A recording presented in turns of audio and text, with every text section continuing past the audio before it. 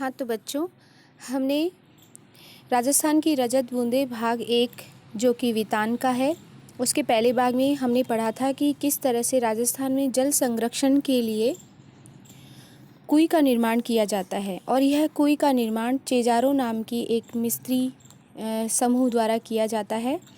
और यह कम व्यास वाला घेरा का जो कुआं बनाया जाता है उसे ही कुएं कहते हैं।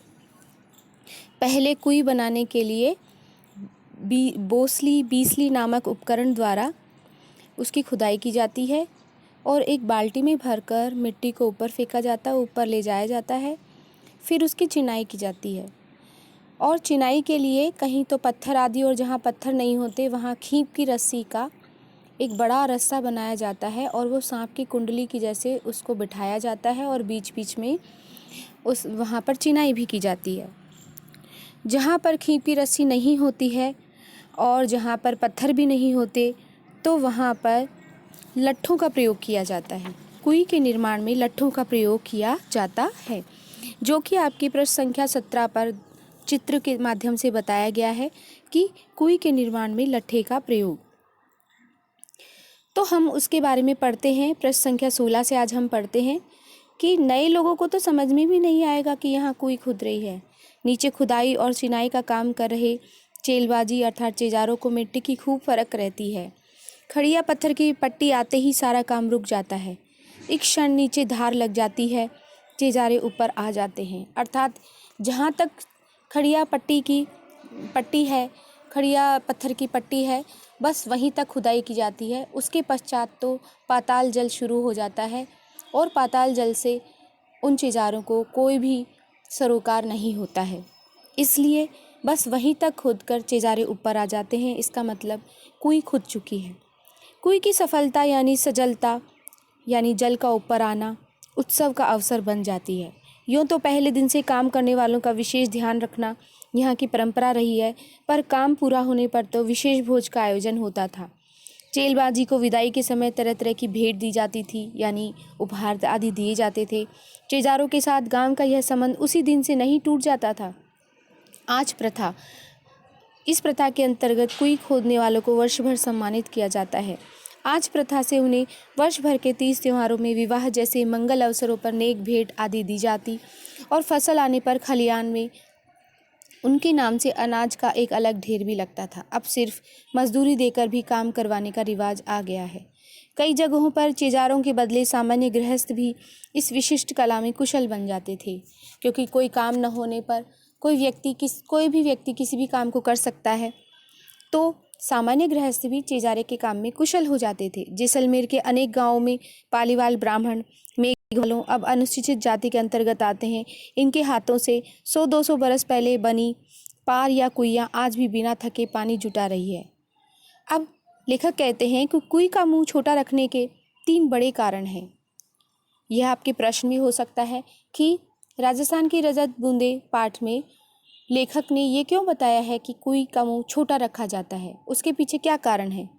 तो कारण बताए हैं कि रेत में जमा नमी से पानी की बूंदें बहुत धीरे धीरे रिसती है।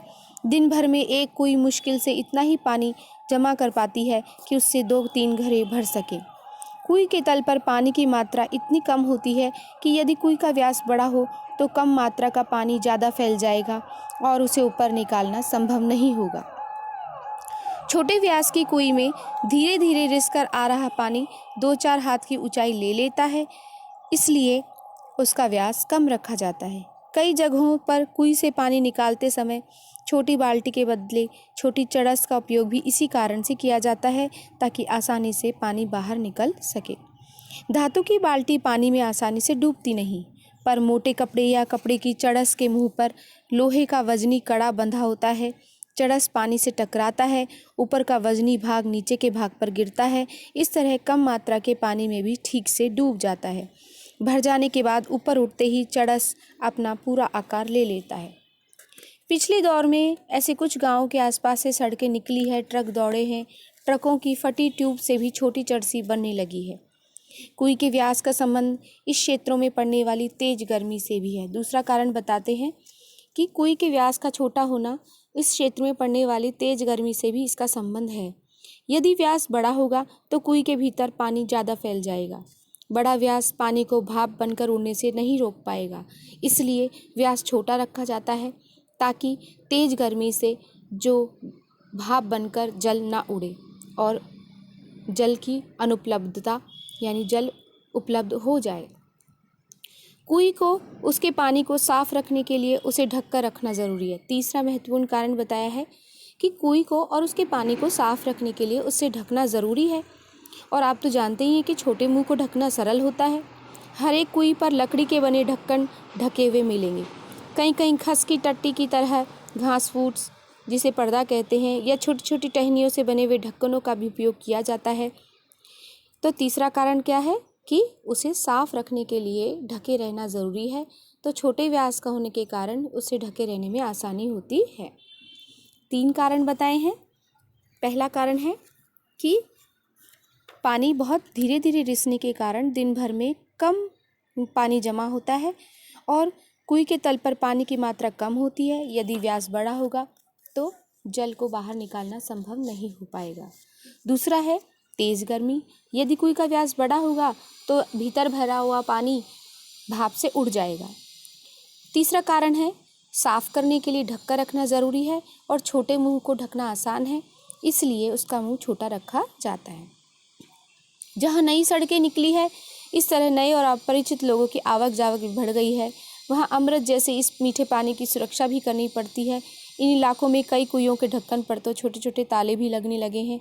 ताले कुएं के ऊपर पानी खींचने के लिए लगी घिरनी और चक्री पर भी बनाए जाते हैं। इस तरह से आपने देख लिए कि कुएं के घेरे को छोटा रखने के पीछे 3 प्रमुख कारण क्या है। अब आगे बताते हैं कि कुएं गहरी बने तो पानी खींचने की सुविधा के लिए उसके ऊपर घिरनी या चक्री भी लगाई जाती है। यह गरेड़ी, चरखी या फरेड़ी भी कहलाती है। फरेड़ी लोहे की 2 भुजाओं पर लगती है, लेकिन प्राय यह गुलेल के आकार की एक मजबूत तने को काटकर उसके आर पार छेद बनाकर लगाई जाती है। इसे ओड़ाक कहते हैं। ओड़ाक और चरखी के बिना इतनी गहरी और सकरी कुएं से पानी निकालना बहुत कठिन काम बन सकता है। ओड़ाक और चरखी चड़सी को यहाँ वहाँ बिना टकराए सीधे ऊपर तक लाती है। पानी बीच में छलक कर गिरता नहीं और वजन खींचने में भी इससे सुविधा रहती है।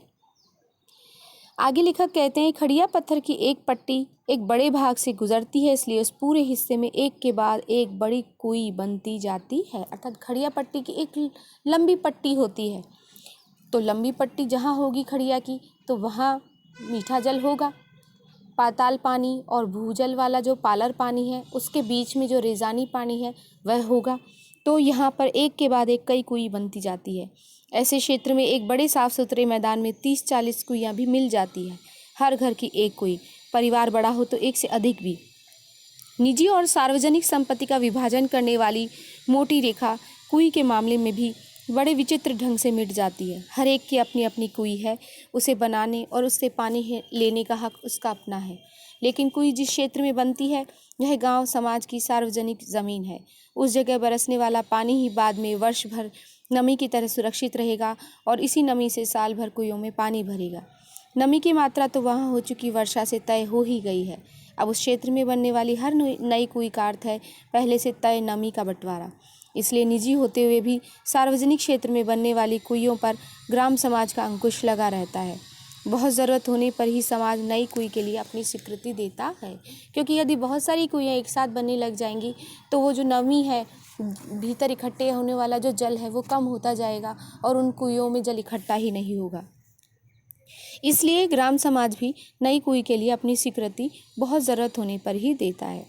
हर दिन सोने का एक अंडा देने वाली मुर्गी की चिरपरिचित कहानी को ज़मीन पर उतारती है कुएं, यानी हर दिन मीठा अमृत जैसा पानी देने वाली कुएं। दिन भर में बस 2-3 घड़ा मीठा पानी निकाला जा सकता है, इसलिए प्राय पूरा गांव गोधली बेला में इन कुइयों पर आता है। तब मेला सा लग जाता है।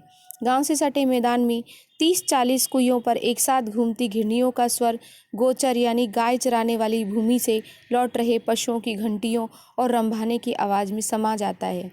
2-3 घड़े भर जाने पर डोल और रस्सियाँ समेट ली जाती है, क्योंकि जल इतना ही होता है। कुइयों के ढक्कन वापस बंद हो जाते हैं और रात भर अगले दिन के लिए, क्योंकि दिन भर कुइयाँ आराम करेंगी और अपने भीतर मीठा जल एकत्रित करेंगी। रेत के नीचे सब जगह खड़िया की पट्टी नहीं है, इसलिए कुई भी पूरे राजस्थान में नहीं मिलेगी। यहाँ लेखक कहना चाहता है खड़िया मिट्टी हर जगह नहीं है, तो रेजानी पानी भी हर जगह नहीं है, और इसलिए कुइयाँ हर जगह नहीं है। चूरू, बीकानेर, जैसलमेर, बाड़मेर के कई क्षेत्रों में यह पट्टी चलती है और इसी कारण वहाँ गांव-गांव में कुइयाँ ही कुइयाँ हैं। जैसलमेर जिले के एक गांव खडेरों की ढाणी में तो 120 कुइयाँ थी। लोग इस क्षेत्र को 6 बीसी 6 गुणा 20 के नाम से जानते थे। कहीं कहीं इन्हें पार भी कहते हैं। जैसलमेर तथा बाड़मेर के कई गांव पार के कारण ही आबाद है और इसलिए उन गांवों के नाम भी पार पर ही हैं, जैसे जानरे आलो पार, सिरगू आलो पार आदि। अलग अलग जगहों पर खड़िया पट्टी के भी अलग अलग नाम हैं। कहीं यह चारोली के नाम से जानी जाती है, तो कहीं धाधड़ो, कहीं धड़धड़ो, कहीं पर बिट्टूरो बलियों के नाम से जानी जाती है, तो कहीं इस पट्टी का नाम केवल खड़ी भी है। और इसी खड़ी के बल पर खारे पानी के बीच मीठा पानी देती खड़ी रहती है कुई। अर्थात इसी खड़िया पत्थर की पट्टी के सहारे रेजानी पानी अर्थात मीठा पानी, अमृत के समान पानी देने वाली कुई रेगिस्तान में खड़ी है और दिन भर अमृत जैसा जल देती है। तो इस तरह से हमने बच्चों अनुपम मिश्र द्वारा लिखित राजस्थान की रजत बूंदें पाठ पढ़ा। आशा है आपको समझ में आया होगा। अब हम इसके प्रश्नोत्तर को करेंगे। अगर पाठ में कोई समस्या है तो आप मुझे बता सकते हैं। अब हम इनके प्रश्नोत्तरों के बारे में चर्चा करेंगे और मैं आपसे लिंक शेयर करूंगी जिसमें इसके प्रश्नोत्तर होंगे। उनसे आप इस पाठ के प्रश्नोत्तर को अपनी उत्तर पुस्तिका में करेंगे।